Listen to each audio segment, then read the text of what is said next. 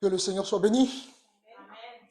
Alors, je pense que en ce dimanche, le Seigneur va encore nous fortifier. Et j'aimerais vraiment que nous puissions prendre conscience. J'aimerais vraiment que nous puissions prendre conscience de la grâce que nous avons de pouvoir entendre Dieu lorsque nous sommes ensemble. Parce que Dieu le permet pour nous encourager, pour nous faire grandir encore dans la foi.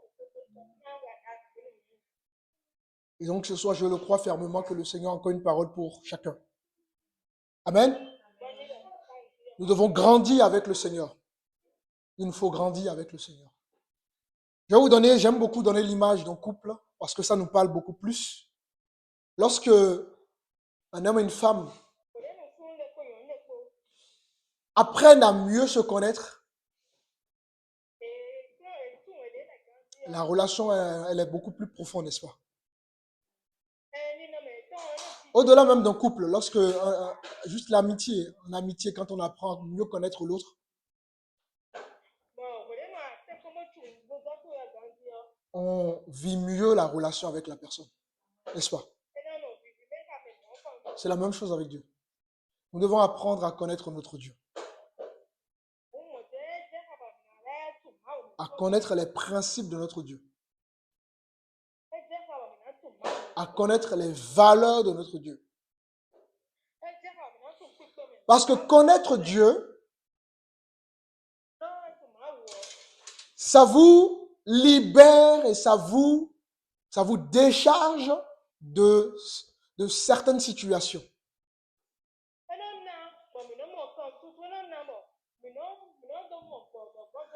Plus vous allez connaître Dieu, plus vous allez être moins stressé.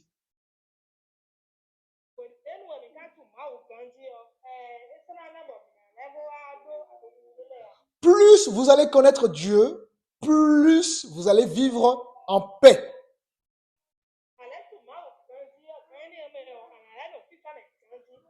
On se stresse parce qu'il y a des paramètres qu'on n'a pas.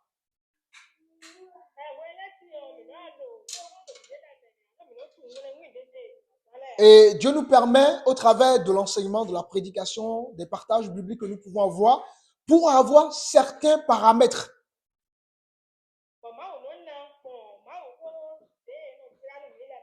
Et quand tu as les paramètres de certaines situations,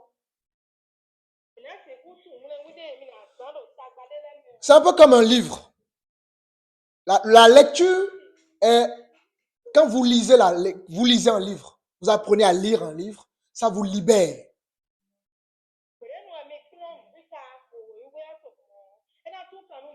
Pourquoi ça vous libère? Ça vous libère parce que vous allez apprendre des choses que vous ne connaissiez pas.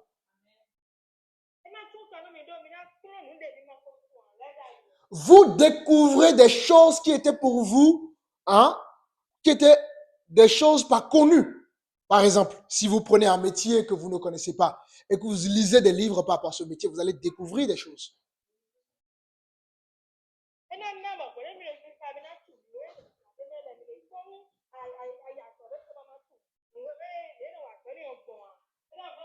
Et à partir de là, vous recevez une délivrance par rapport à la connaissance.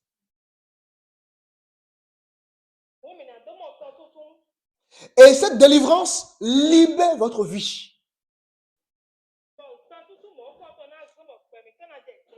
Pourquoi nous allons à l'école? Si vous prenez quelqu'un, par exemple, attention, il y a des parents qui auraient à avoir des moyens pour instruire leurs enfants qui n'ont pas ces moyens-là, en l'occurrence en Afrique.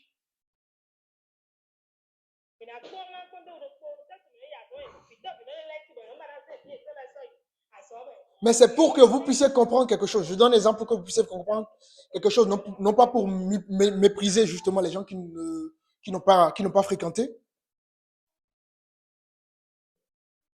Et donc, lorsque vous allez prendre quelqu'un qui a été instruit, qui a été à l'école tout simplement,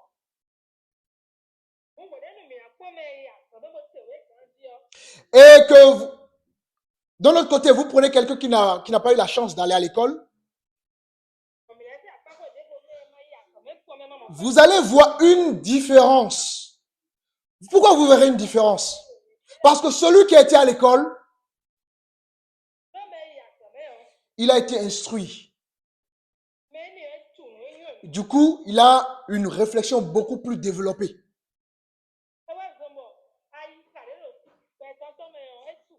Par rapport à celui qui n'a pas été à l'école.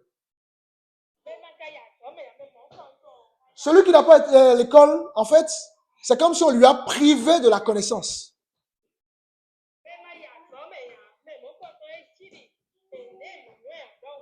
Et à cause de ça, il va être limité dans ses réflexions. Et lorsque vous allez observer la vie ou la situation de ces deux personnes-là,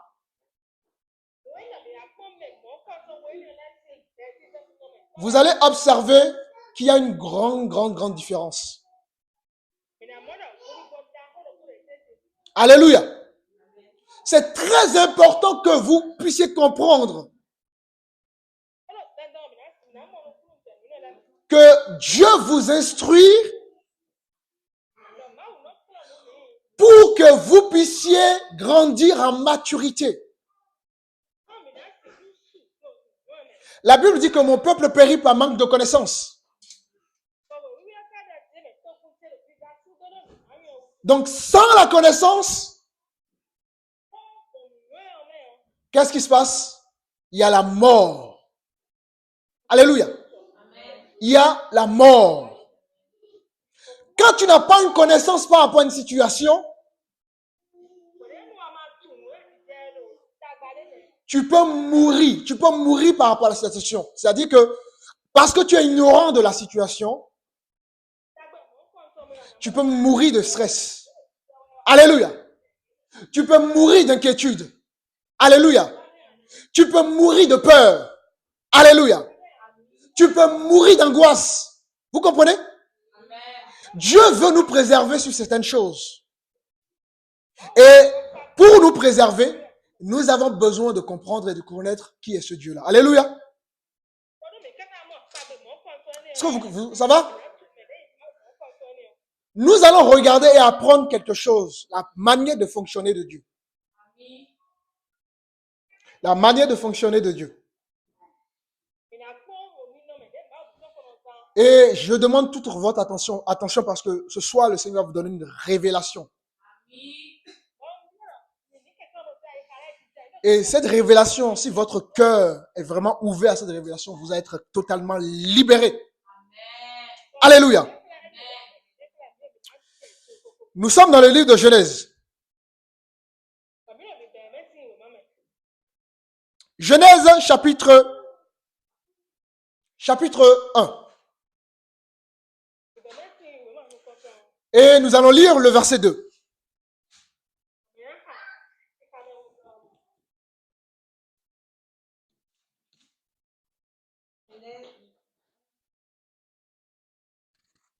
Genèse chapitre 1, le verset 2.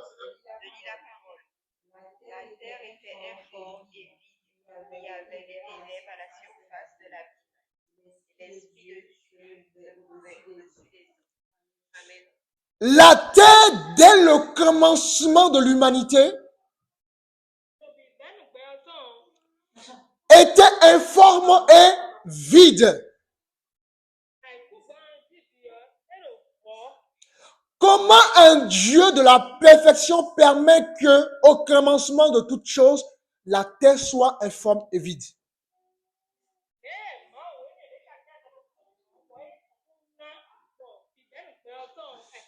Il y a des gens qui parlent d'un chaos. Mais en réalité, ce n'est pas un chaos. On nous dit, pour traduire ça, on nous dit que la terre était informe et vide.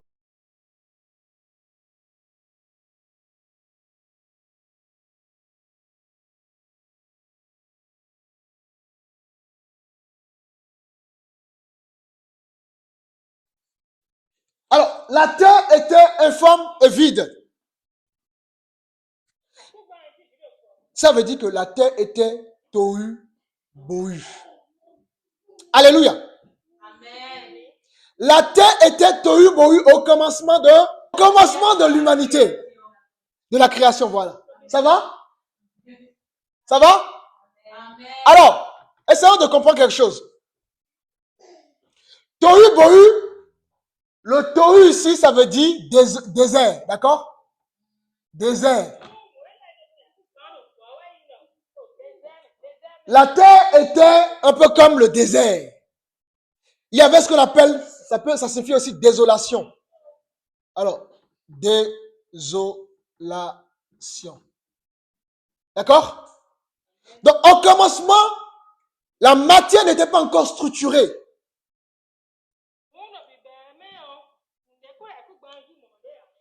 Il n'y avait pas encore, n'est-ce pas, de l'organisation. Alléluia. Et bohu, ça veut dire quoi? Qui a une idée de bohu? Qui a une idée? Non, bohu, ça veut dire sans vie. Sans vie. D'accord? Alléluia. Donc, la terre était un désert au commencement. Et sans vie. Alléluia. Et qu'est-ce que la Bible nous déclare dans 1 Corinthiens chapitre 14, verset 33, rapidement en parallèle? Qu'est-ce que la Bible nous dit? Le verset 33.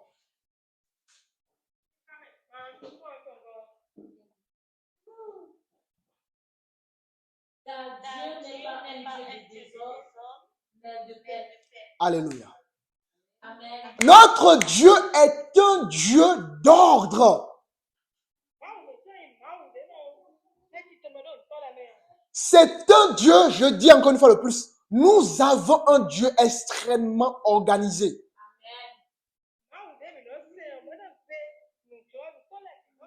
Et au commencement, la Bible nous dit que les cieux et la terre étaient donc tohu bohu. Mais est-ce qu'on peut réellement parler d'un chaos? On ne peut pas parler d'un chaos. Pourquoi, à votre avis? Pourquoi on ne peut pas parler de chaos? Hein? On ne peut pas parler d'un chaos parce que juste après, on va voir comment Dieu va organiser l'humanité. Et les 6 jours de la création répondent à cette question-là. Vous comprenez? Prenons le livre de Ésaïe, Ésaïe 45.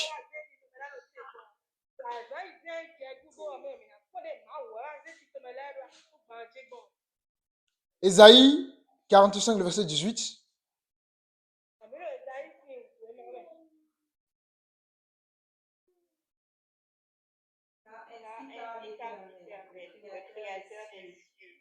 Le seul Dieu qui a formé la terre, la faite et il a affermi. Il a créé pour qu'elle ne soit pas déserte. Alléluia. Dieu a créé l'humanité pour qu'il n'y ait pas tohu bohu, le désert. Est-ce que vous comprenez?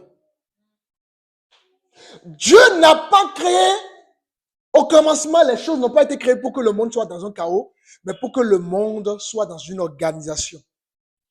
Et c'est la finalité qui compte.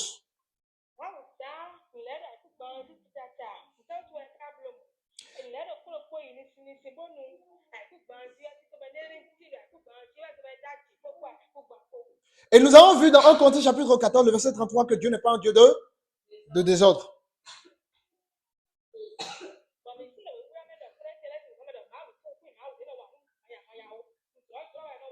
Donc, qu'est-ce qu'on comprend à partir de là? On comprend à partir de là, Dieu commence donc avec une matière non organisée.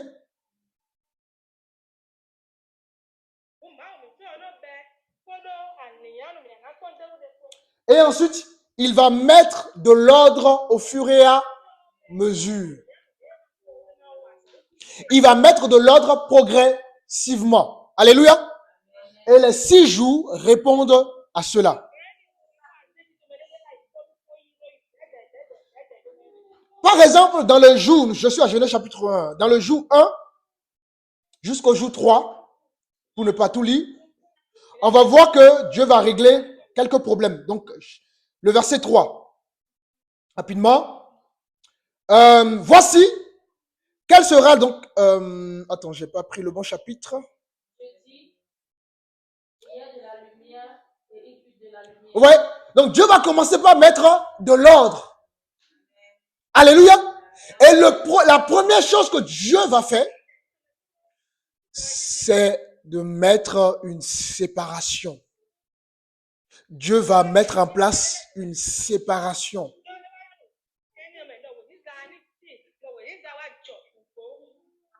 Dieu dit que la lumière soit et la lumière fut.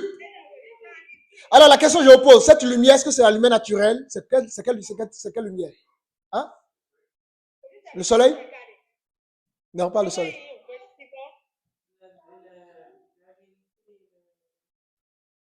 Non. La lumière, c'est quelle lumière? Comment? Non.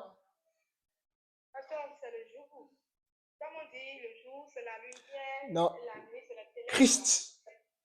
Parce que la lumière, vous allez voir, la lumière a été créée. On va descendre un petit peu. Exactement. Donc, dès le commencement, Christ apparaît comme lumière. Verset 14, par exemple. Dieu dit qu'il est des luminaires dans l'étendue du ciel pour séparer le jour avec la nuit, que ce soit des signes pour marquer des époques, des jours et des années. Et qu'il serve de luminaire dans l'étendue du ciel pour éclairer la terre, et cela fut ainsi. Dieu fit ces deux grands luminaires. Donc les deux grands luminaires, c'est quoi? Exactement. Et plus grand luminaire pour présider donc le jour, et plus petit luminaire pour présider la nuit. Il fit aussi les étoiles. Dieu les plaça dans l'étendue du ciel pour éclairer la terre, pour présider le jour et la nuit, et pour séparer la lumière avec les ténèbres. Et Dieu vit que cela était bon. Ainsi, il eut un soir et eut un matin. Ce fut le 4e jour. Donc, la lumière a été créée au 4e jour. Ça va?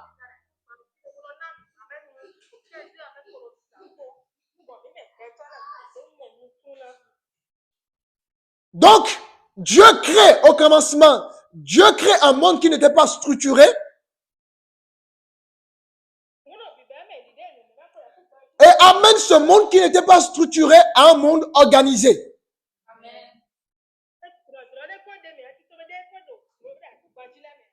Alléluia. Amen. Nous allons retrouver cette même action dans nos vies. Dans la vie de tous ceux et celles qui n'ont pas encore accepté le Seigneur, et nous sommes passés par là.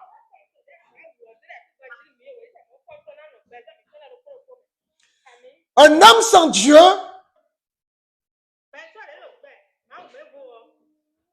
le tohu-bohu qu'on a vu, c'est l'image d'un homme sans Dieu. On a vu que au commencement, il y avait le tohu-bohu, n'est-ce pas? Ensuite, il y a donc le tohu et le bohu. Mais il y a un troisième élément qu'on a, j'ai fait exprès de ne pas citer. Quel est le troisième élément? Quel est le troisième élément que j'ai omis de ne pas préciser? Tout dans Genèse chapitre 2.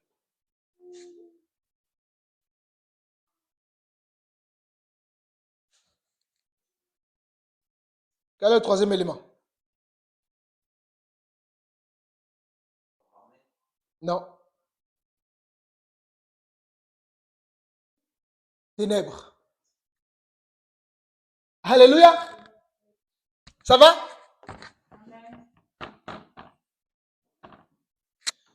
Donc, il y a trois choses qu'on retrouve au commencement. Il y a également trois choses qu'on retrouve dans la vie d'un homme sans Dieu. Avant la conversion de chaque âme, notre vie était tohu, donc désordonnée. Alléluia. Avant la conversion, notre vie était désordonnée. Ensuite, bohu, notre vie était vide, sans vie de l'esprit. Alléluia. Et ensuite, troisième élément, c'était les ténèbres. Alléluia. Il y avait les ténèbres dans notre vie. Il y avait les ténèbres dans notre vie. Regardons ce que Éphésiens chapitre 2 nous dit par rapport à ça. Éphésiens chapitre 2, le verset 1er.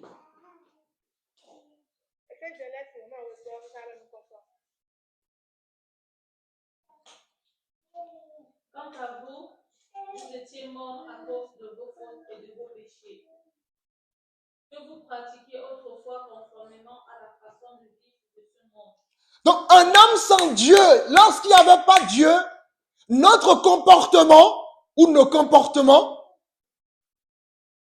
nos pensées, nos actions étaient tohu bohu et ténèbres. Ici, on s'adresse aux gens qui ont reçu Christ. C'est pour ça qu'on conjugue, donc on retrouve l'auxiliaire d'état. Vous étiez. Voilà ce que tu étais dans le monde. Oh, lorsque tu étais dans le monde, tu étais tohu bohu et ténèbres. Ta vie était dans le désordre. Ta vie, c'était un désert.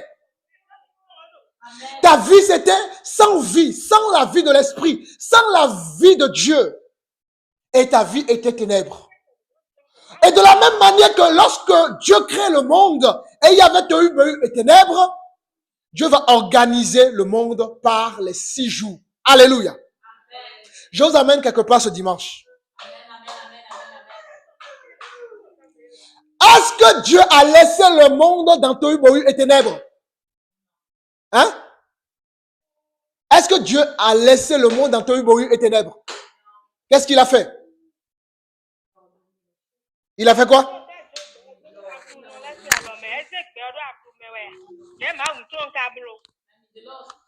Il a mis de l'ordre, n'est-ce pas?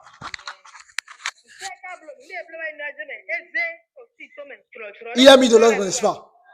C'est ainsi que mon frère, ma soeur, tu as reçu Christ pour que Dieu puisse mettre de l'ordre dans ta vie. Dieu est dans ta vie pour mettre de l'ordre. Parce que 1 Corinthiens chapitre 14, le verset 33 nous dit quoi? Nous avons Dieu d'ordre. Alors mon frère, ma soeur, Dieu t'amène quelque part. Dieu est en train de te dire, ne vis pas selon l'environnement dans lequel tu es. Ne te connecte pas à ton environnement. Ne te connecte pas à ta situation. Ne te connecte pas à ta réalité physique. Ne te connecte pas à ton passé. Ne te connecte pas à ce que tu ressens. Mais connecte-toi à ma parole. Amen. Il y avait tohu bohu, le désert au commencement. Il y avait bohu, sans vie. Le monde était sans vie. Ésaïe nous le dit. Dieu n'a pas créé l'univers pour que l'univers soit sans habitants. Soit sans habitants. C'est ainsi que Dieu ne t'a pas touché pour que tu sois sans la vie de Dieu. Alléluia.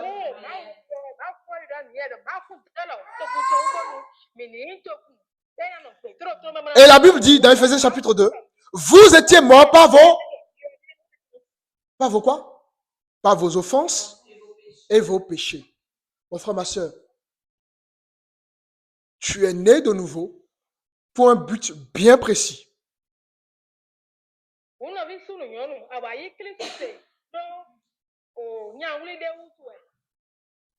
Tu es né de nouveau avec un but bien précis. Dans le monde, ta vie spirituelle, c'était le chaos. Et aujourd'hui, tu as reçu l'Esprit de Dieu. Regardez le verset 2 de Genèse toujours.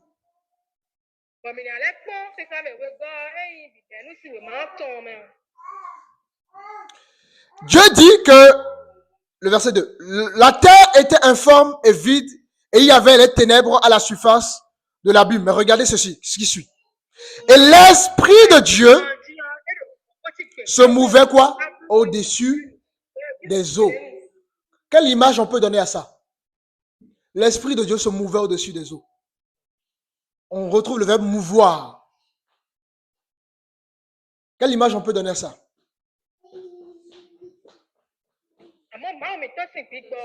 Hein? Oui, protection, oui. C'était comme une poule qui rassemble ses poussins sous ses ailes. L'Esprit était comme ça sur l'humanité. Et oui, c'est aussi une très bonne image qui couvre exactement. Alléluia! Amen. Alors, regardez ceci. Donc, on voit que l'Esprit a plané, d'accord? Pour mouvoir, si on peut aussi, à la place de mouvoir, on peut dire planer. D'accord? Planer ou couvrir. Maintenant, j'aimerais vous faire une petite parallèle rapidement. Nous sommes dans le livre de Jean chapitre 16. Le verset 8.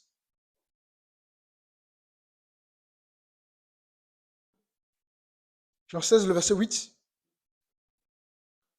Et quand il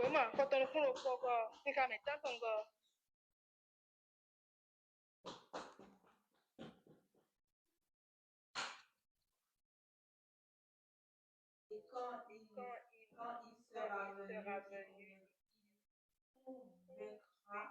le monde en ce qui concerne le péché, la justice et le jugement. Alléluia. Donc, avant même que le monde soit structuré, l'Esprit de Dieu déjà était en action. D'accord? C'est ainsi que avant que chaque âme vienne dans la présence du Seigneur, l'Esprit de Dieu agit déjà. Et qu'est-ce qu'il fait, l'Esprit de Dieu? Dans Jean chapitre 16, il convainc le monde de quoi? Du péché. Ensuite, de la justice et du jugement. Donc, le Saint-Esprit convainc les cœurs. Il travaille au niveau des cœurs. C'est lui qui nous convainc de notre état en tant que des pécheurs. Alléluia. Pour nous amener vers une destination.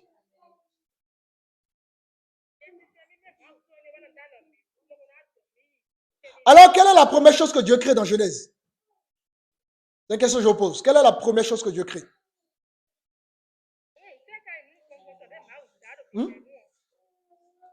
Quelle est la première chose que Dieu a créée?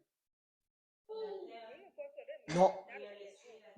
Non. Une fois qu'il y avait, on a vu donc, ça n'a pas dit verset 3, qu'est-ce que est la première chose que Dieu crée? La lumière. Dieu dit que la lumière soit et la lumière fut.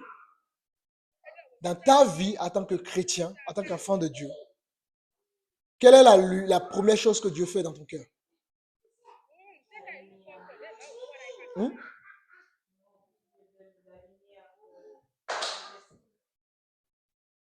Dieu illumine notre cœur. Dieu illumine notre cœur. Parce que sans illumination, tu ne peux pas saisir la révélation. C'est pour ça qu'il y a une différence entre la religion et la foi. La religion, il n'y a pas d'illumination. On ne comprend pas les choses. La foi, on a la révélation des choses qu'on ne comprend pas. Ça va? Regardez, je vais vous montrer tout ça. Nous sommes dans 2 Corinthiens chapitre 4. Prenez-moi le verset 6.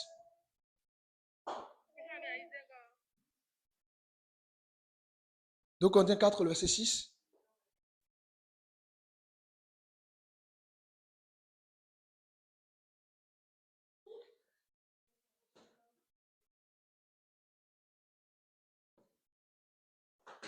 En effet, le Dieu qui a ordonné que la lumière brille du sein des ténèbres a aussi fait briller sa lumière dans notre cœur pour faire resplendir la connaissance de la gloire de Dieu. Alléluia. Dans la personne de Jésus. Alléluia.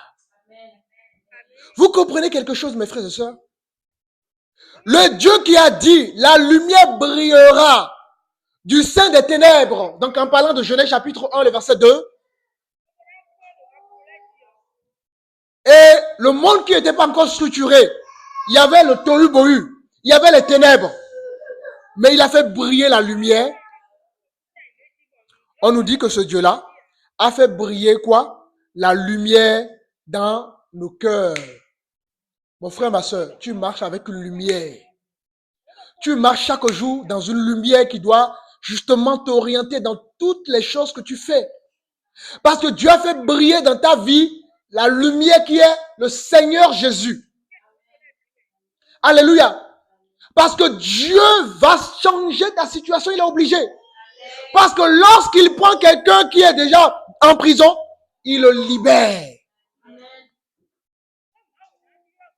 Il a changé le péché en salut. Il a changé les ténèbres en lumière. Il appelle à l'existence les choses qui n'existent pas. Voilà la mission de Dieu dans notre vie.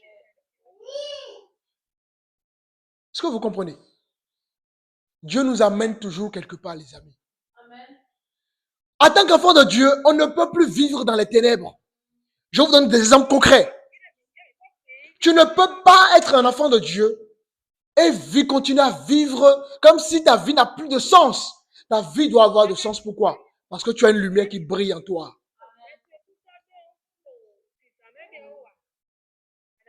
Lorsque tu as des inquiétudes, tu sais que le Seigneur est là pour t'orienter. Alléluia.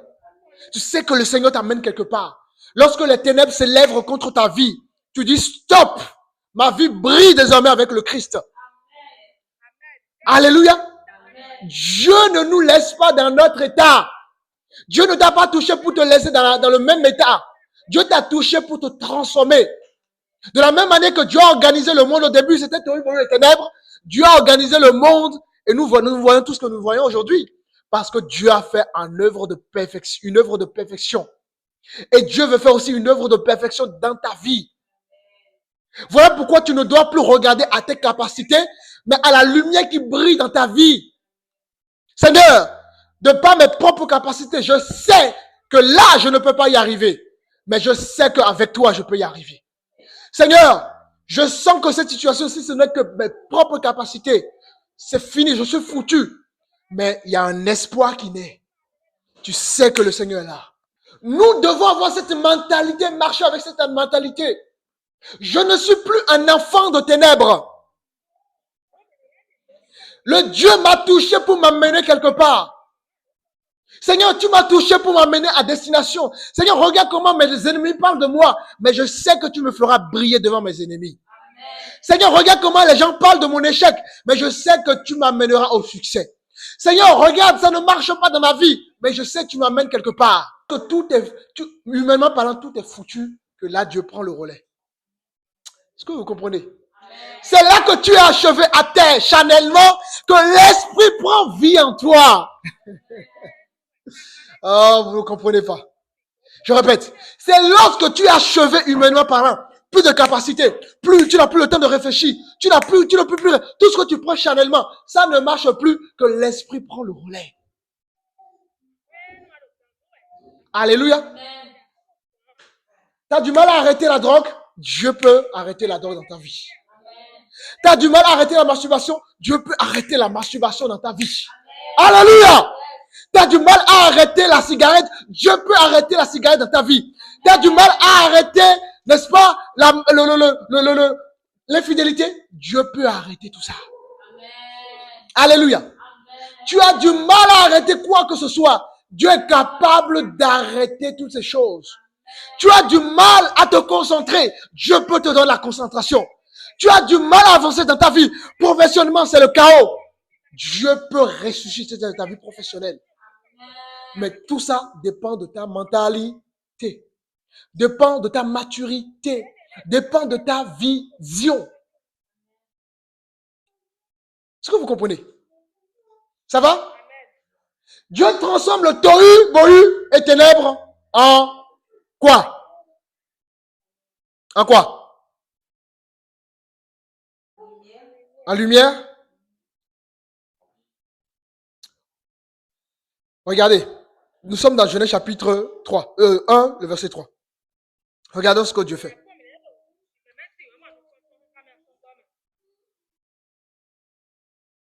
Donc, oui, oui. Mhm. Continue. Qu'est-ce que je fais? Il sépare les ténèbres avec la lumière. Mais qu'est-ce qu'il fait dans notre vie? Hein? Nous sommes dans 2 Corinthiens 6. Qu'est-ce qu'il fait? Regardez. 2 Corinthiens chapitre 6, le verset 17.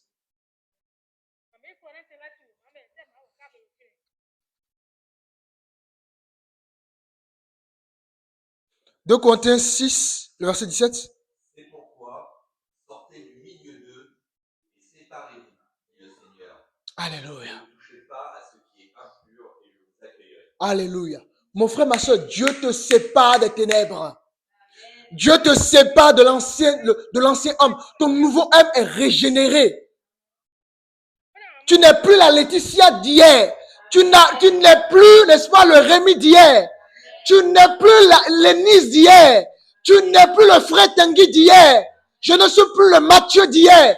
Ma vie a changé. Et dorénavant, je dois marcher dans une nouvelle mentalité. Parce qu'il y a séparation lorsque Dieu me touche. Dieu sépare les ténèbres de la lumière. Ainsi donc, Dieu sépare ton ancien homme avec quoi? Ton nouvel homme. Alléluia. Dieu te sépare du monde. Et dorénavant, tu fais partie du royaume de Dieu. Dieu te sépare du péché pour te faire marcher dans la justice. La séparation est nécessaire dans la vie d'un disciple. Alléluia. Vous avez vu comment Dieu a procédé? Dans Genèse, c'est la même chose qu'il fait. Dieu te libère il ne te libère pas pour que tu continues à être dans le passé. Il te libère pour un but.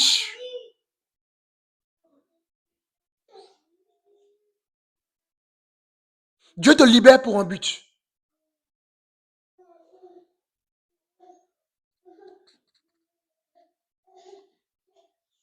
Dieu te libère. Dis à ton ami. Dieu te libère pour un but. Laisse le but, n'est-ce pas, se manifester pleinement dans ta vie. Alléluia. La conversion, les amis, produit des ruptures. La séparation de l'ancienne façon de penser. Tu ne peux plus être chrétien, dit, moi je fais comme ça, si c'est comme ça, moi je fonctionne. Dieu t'a donné une nouvelle façon de fonctionner. Une nouvelle façon de réfléchir. Une nouvelle façon de voir les choses, de voir la maturité, de discerner le monde, les gens, la guerre, de tout discerner. Tout doit être différent dans ta pensée. Parce que toi, tu as été renouvelé.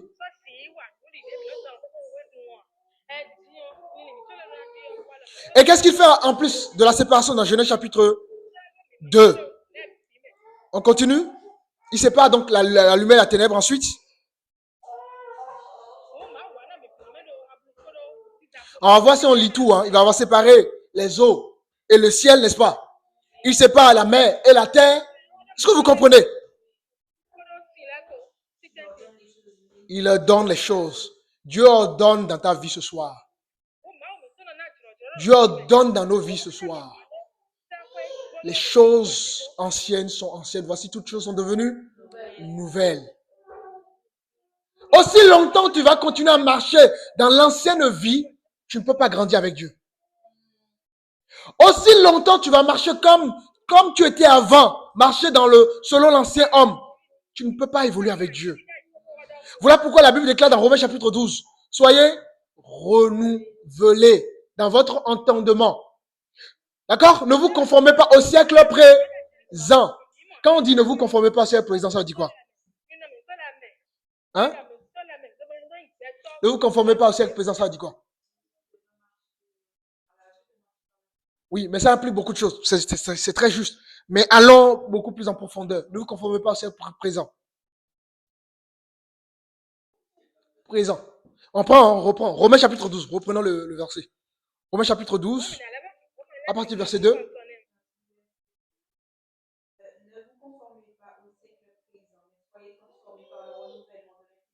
Mm-hmm.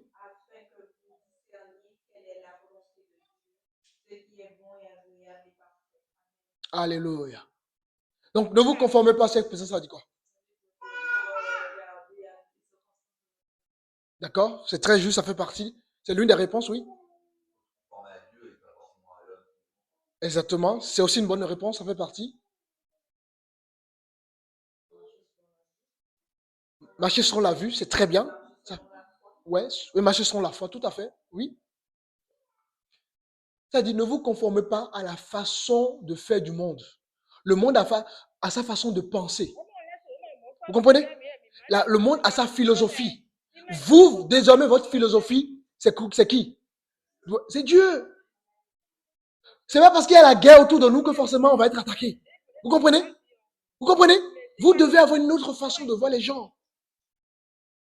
Beaucoup de personnes sont venues en Christ parce qu'on les a manifesté l'amour.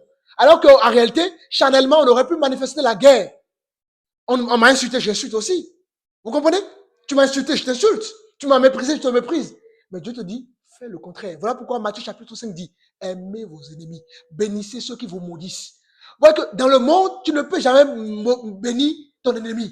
Tu ne peux jamais prier pour ton ennemi, n'est-ce pas? Donc ta mentalité change désormais en Christ. Alléluia. Vous comprenez? C'est ça qui va faire que Dieu va encore plus te bénir parce que tu es en train de te renouveler. Dans le monde, on dit ton pied est mon pied. Hein? Tu me gifles, je te gifle. Tu me tues, je te tue. C'est ça le monde. Dieu te dit, ne te comporte pas comme le monde. Là où le monde voit l'échec, toi par la foi, vois une opportunité. Alléluia. Là où le monde voit la difficulté, toi vois l'occasion pour toi de grandir avec Dieu. Parce que Dieu va utiliser une difficulté pour te donner une qualité, pour te donner quelque chose de précieux. Alléluia.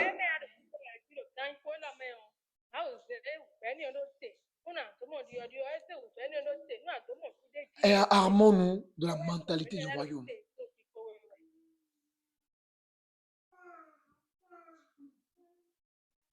Nous sommes mis à part. La Bible dit que nous sommes la lumière du monde. La lumière brille, n'est-ce pas? Et nous devons briller. Mais comment veux-tu briller si tu ne comprends pas la philosophie de Dieu? Comment veux-tu briller si tu ne rentres pas justement dans la formation de Dieu? Tu ne peux pas briller. Parce que briller, ça implique quelque chose de surnaturel. Quand vous êtes à l'écoute de Dieu, vous allez briller. Mais quand vous voulez vous comporter comme les gens, jamais Dieu ne peut vous utiliser. Vous comprenez? Hein, mes bien-aimés? Apprenons à être à l'écoute de Dieu. Apprenons à être comme Dieu. Mais ça, par tes propres capacités, tu ne le peux pas. Pour le faire, il faut être dans une intimité avec ton Dieu. Alléluia. Ça va? Gloire à Dieu.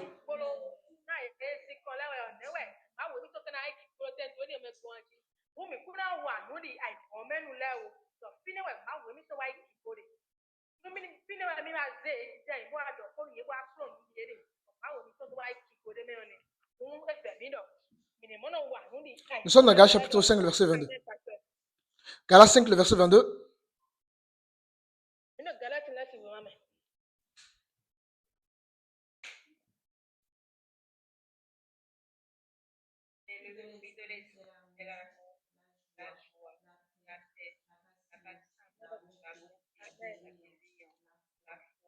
Qui a ces fruits-là dans sa vie?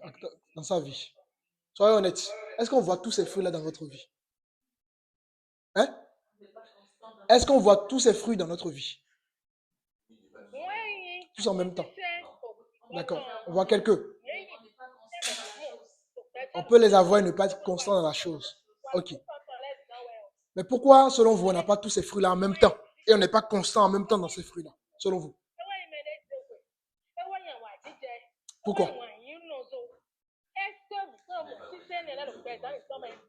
Comment? Oui, on n'est pas dans l'esprit de Dieu, c'est-à-dire connecté à Dieu, c'est ça? Ok, on n'est pas connecté. Exactement. Et cette connexion, ça passe par quoi?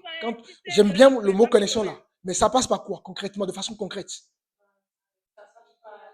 Une intimité. Ah, exactement. Exactement. Pourquoi maintenant, selon vous, il y a des gens qui manifestent ces fruits-là et il y a d'autres qui ne manifestent pas, selon vous? Exactement. Alléluia. Uh-huh. Amen. Amen. Amen. Alléluia. Amen. Amen. Amen. Et pourquoi eux le font et vous, vous ne pouvez pas? Pourquoi vous avez l'impression que les gens font des choses que vous aurez aimé faire et vous, vous ne les faites pas? On laisse lâcher parler. Ok.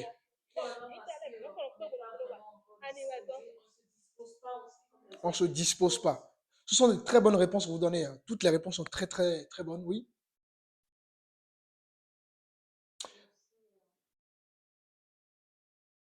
Oui. On ne va pas à la source. On ne va pas à la source. Si les autres l'ont eu, c'est parce que voilà, ils ont cherché, comme la parole demande de chercher. Ok. Ils ont cette intimité. Et l'intimité, c'est pas une fois comme ça. Tout le temps, ok. Et si on la livre pas tout le temps, c'est compliqué. Ok. Imagine que tu es une femme ou un homme, tu veux perdre du poids. Tu décides de perdre du poids. Qu'est-ce que tu vas mettre en place? On va faire du régime, on va faire du sport. Exactement. Donc ça demande quoi? Une discipline. Toi qui jeûnes depuis 1 an, c'est ça? Hein? Et tu as mis, est-ce que tu l'as déjà loupé depuis? Pourquoi tu ne l'as pas loupé? Voilà, tu as mis de la discipline. Voilà. Mais pourquoi tu l'as fait? Ce jeûne-là, c'est quel objectif? C'est à quel objectif? Ok. Donc tu t'es fixé un objectif avec lui, ok? Donc tu t'es fixé un objectif et derrière cet objectif-là, il y a une discipline. Mais c'est la même chose avec notre vie avec le Seigneur. La discipline. Pourquoi, même tous autant que nous sommes, même si on demande clair, voilà, pourquoi tu vas à l'école tous les jours? Selon toi. Hein? Comment? Pour avoir ton diplôme. Donc, c'est le diplôme qui te motive, n'est-ce pas? Il y a des moments où tu es fatigué, tu es découragé, n'est-ce pas? Mais quand tu penses à l'objectif final, tu te motives, n'est-ce pas, pour continuer.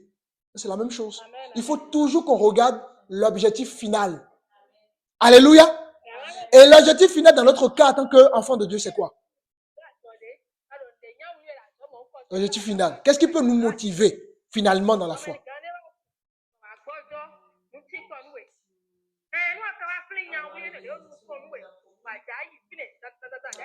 Ah, si tu cherches les bénédictions d'abord, tu es la femme la plus malheureuse. Hein?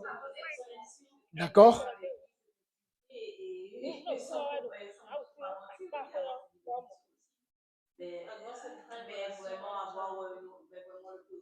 D'accord? Comment? Exactement. Nous faisons toutes ces choses pour vivre avec notre Dieu pour l'éternité des éternités. D'accord. Donc tu ne parles pas des bénédictions terrestres, mais des bénédictions à venir. Ok. Ok. Parce que, attention, je ne dis pas de ne pas chercher la bénédiction terrestre. Mais si nous nous basons uniquement sur la bénédiction terrestre, on a tout raté.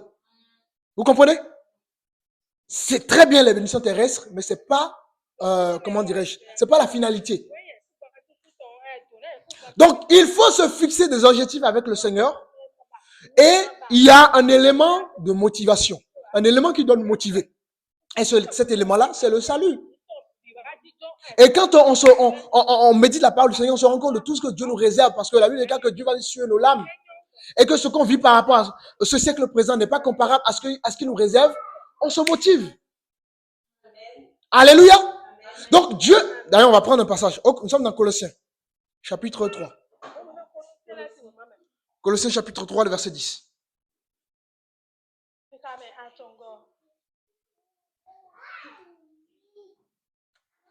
Colossiens chapitre 3, verset 10. Oui. Et ayant revêtu l'homme nouveau qui se renouvelle dans la connaissance selon l'image de celui qui l'a créé. Alors qui peut m'expliquer ce verset en compréhension simple? Ce verset-là. Qui peut m'expliquer sa façon de comprendre? On relit, oui, on peut relire. Colossiens chapitre 3, le verset 10. On a partir du verset 9. Oui, tu peux prendre aussi à partir du verset 9, oui. Ne mentez pas les uns aux autres. Mhm. Vous étant dépouillés du vieil homme et de ses œuvres, Mhm. et ayant revêtu l'homme nouveau qui se renouvelle dans la connaissance, selon l'image de celui qui l'a créé. Alors, qu'est-ce que vous comprenez? Donc, la vieille nature et les choses anciennes. Les choses anciennes Oui. sont passées. Chacun essaie de... On va... D'accord? La vieille nature, Oui. elle est morte.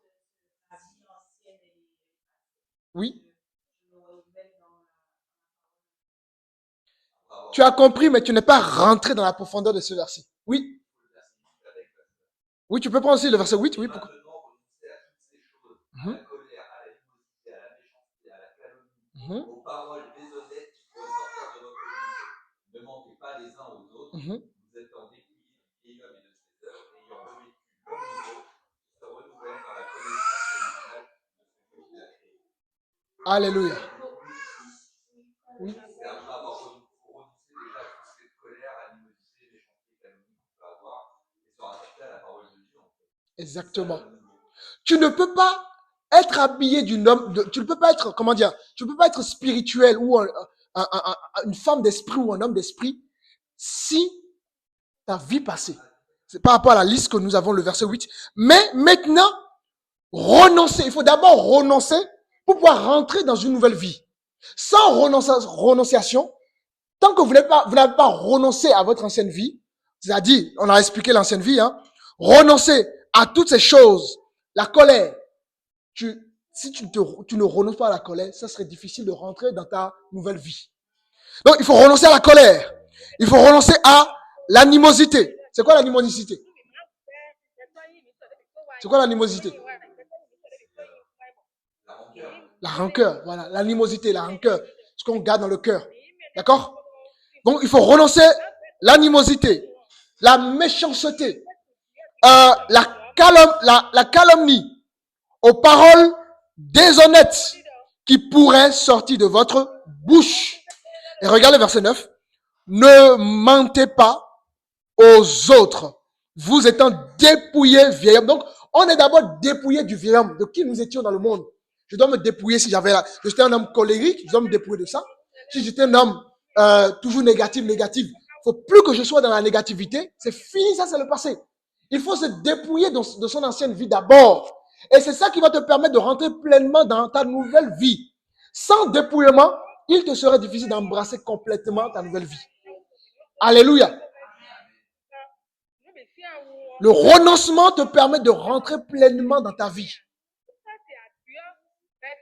Et le verset 10, et ayez revêtu. Une fois maintenant tu renonces à qui tu étais, en sachant que Christ a commencé quelque chose dans ta vie, et ayez revêtu l'homme nouveau qui se renouvelle. Alors, attention. Donc, l'homme nouveau, une fois que tu as renoncé à ta vie ancienne, tu fais quoi? Tu rentres dans l'homme nouveau, n'est-ce pas? Mais regarde ce que la Bible déclare. Cet homme nouveau a besoin du renouvellement. Ça veut dire quoi? Cet homme nouveau a besoin du renouvellement, ça veut dire quoi? Cet homme nouveau a besoin que tu cultives ta foi. D'accord? Tu te nourris de la parole. La foi vient de ce qu'on entend, et ce qu'on entend vient de la parole de Dieu. Donc, cette vie-là, même quand tu es dedans, il faut nourrir cet homme nouveau. Il faut nourrir ta vie nouvelle. Parce que si tu ne nourris pas ta vie nouvelle, tu vas être rattrapé par quoi? Le vieil homme. Ça va? Comprenez?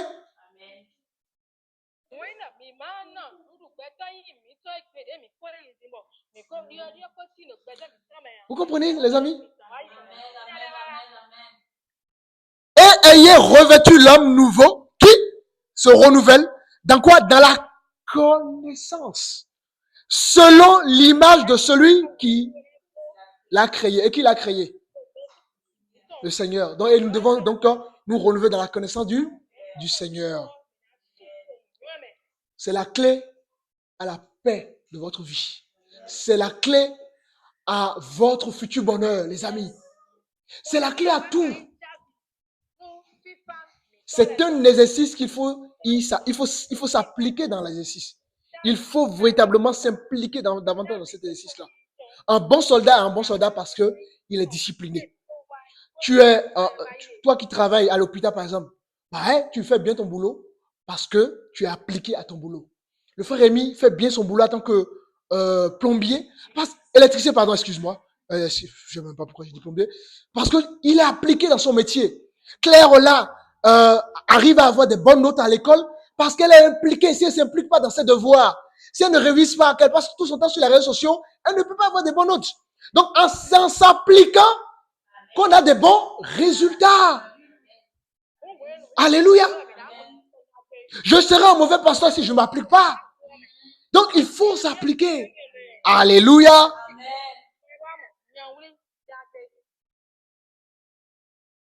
Je me rappelle quand mes parents me disaient, les études, il ne faut pas négliger les études. Mais aujourd'hui, là, les études, là, est-ce que ça bénéficie mes parents? C'est plus moi qui bénéficie de mes études. Hein. Je me rends compte que mes enfants, mes parents ont parlé, s'ils n'avaient pas écouté les parents, je ne sais pas là où je suis aujourd'hui. Donc c'est moi qui bénéficie, ma famille bénéficie de ça. Vous comprenez? Amen. Alléluia. Amen.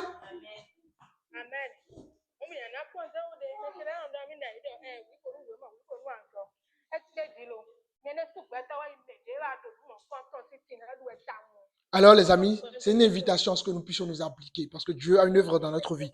Et regardez, on va prendre un passage pour finir sur ce passage, Hébreux chapitre 4.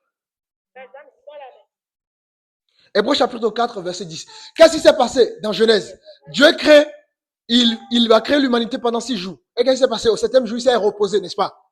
Vous comprenez ou bien c'est bon? C'est bon pour vous? Il s'est reposé.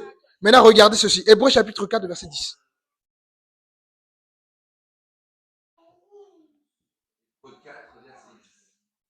Car celui qui entre dans le repos de Dieu se repose de ses œuvres. Alléluia. Comme Dieu s'est reposé des siens. Vous voyez que la même chose que Dieu a fait dans le commencement, c'est la même chose qu'il fait dans notre vie. Dieu nous appelle à un repos.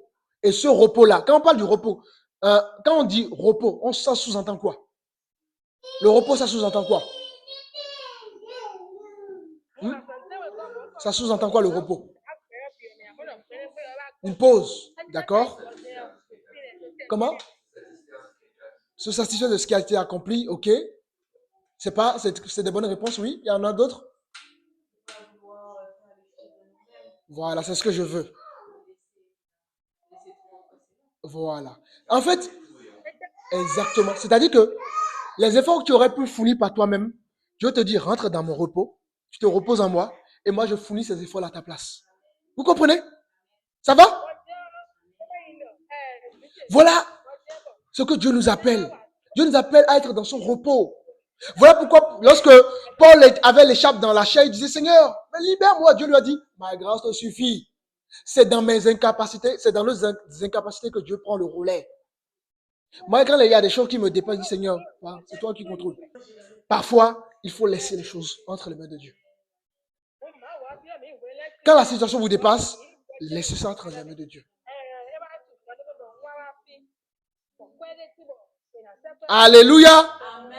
Donc, c'est un message à ce que le Seigneur nous invite à nous impliquer davantage dans notre vie de foi et à comprendre que il est en train de nous amener quelque part. Notre vie ne peut pas être au même niveau. Il nous amène quelque part. Dieu enlève les gens de la boue pour les faire s'asseoir à la table des grands. Dieu nous sort des ténèbres pour nous placer dans la lumière. C'est ainsi que Dieu t'a appelé pour te donner un nom. Dieu t'a enlevé des ténèbres de ta famille pour te donner un nom. Et cela se fera non pas comme toi tu le veux, mais comme le Seigneur le veut. Et pendant ce temps, tu auras de la moquerie. Pendant ce temps, tu auras l'impression que rien n'évolue. Dieu fait exprès pour que sa gloire s'éclate encore plus. Voilà Lazare qui meurt. On vient voir Jésus. Ton ami est décédé. Au lieu que Jésus a eu à l'enterrement, il n'a même pas réagi. Il a laissé 3 jours passer. Mais les gens leur disent, mais on ne comprend pas, il était l'ami de Lazare. Mais comment ça se fait qu'on lui a annoncé que Lazare était décédé? Il n'est même pas venu. Et il est venu au moment où le corps sentait déjà. Et là, il dit, ouvrez, enlevez la grotte. Lazare, sors. Et Lazare sort. Dieu dit à quelqu'un, laisse Dieu te glorifier dans ta vie. C'est lorsque la situation sent dans ta vie que Dieu va se glorifier. C'est lorsque tu es dans le trou des trous que Dieu va se glorifier. C'est lorsque tu n'as plus de solution que Dieu va se glorifier. Alléluia. Et là, quand Dieu se glorifie, tu oublies tout ton passé. C'est un peu comme une femme qui a été enceinte. Hein? Qui a connu la douleur. Mais une fois l'enfant est là. Oh, je veux encore notre bébé. Elle oublie sa douleur. Alléluia. Hey, combien de femmes ont dit, moi, jamais je n'aurai plus d'un autre enfant. Jamais. Mais c'est elle-même qui a encore eu d'autres enfants. Parce que l'enfant vient apporter le bonheur, la joie, la récompense, la restauration. Et à partir de là, tu oublies toutes tes douleurs. Dieu va te faire oublier des douleurs, mon frère, ma soeur. Quelles que soient les douleurs que tu subis. Peu importe, je ne connais pas toutes tes douleurs, mais je sais que Dieu va guérir tes douleurs. Et que ce Dieu que tu es en train de suivre, il t'amène quelque part. Il connaît le fond de ton cœur. Il sait que tu souffres. Il sait que tu as des douleurs. Même si tu fais semblant, même si tu fais, bon, je fais avec. Mais lui sait ce que tu ressens. Mieux qu'un homme. Même quand tu vas aller chez le médecin ne peut pas comprendre, s'imaginer la douleur que tu vis. Mais lui, il sait. Et un jour viendra, il va te récompenser. Un jour viendra, il va te positionner. Un jour viendra, il va te donner un statut. Parce que jamais Dieu n'abandonne ses enfants. Et Dieu dit à quelqu'un, je ne t'abandonnerai jamais. Un peu comme Josué. Josué, c'était un chef armé. Il avait l'impression que Dieu l'avait abandonné parce qu'il ne sentait plus les mouvements de Dieu. Dieu lui a dit, prends courage, je suis avec toi. Dieu dit à quelqu'un ce soir, je suis avec toi. Ne regarde pas la situation. Ne regarde pas à ton contexte. Ne regarde pas ce que tu ressens. Mais regarde simplement ce que je dis. Je te dis, je suis avec toi. Je suis avec toi. Qu'il pleuve, qu'il neige, le Seigneur est là. Alléluia. Gloire à Dieu. Acclamons le Seigneur.